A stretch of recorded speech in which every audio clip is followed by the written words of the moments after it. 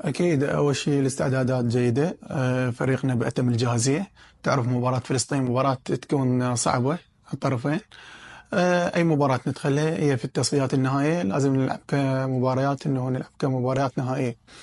الآن طوينا صفحة فلسطين تنظر مباراة مهمة بعد غد أمام المنتخب الكوري. المنتخب الكوري من الفرق الجيدة.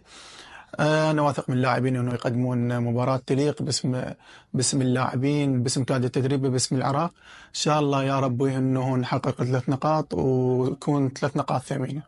أكيد الإصابات حقيقة كانت يعني صعبة علينا. لاعبين مميزين كانوا غابوا عن مباراة فلسطين وكوريا. بس اللاعبين الزملاء اللاعبين اللي بقية قدروا يعوضون هذا الكم الهائل من الإصابات. والبركة إن شاء الله بالموجودين.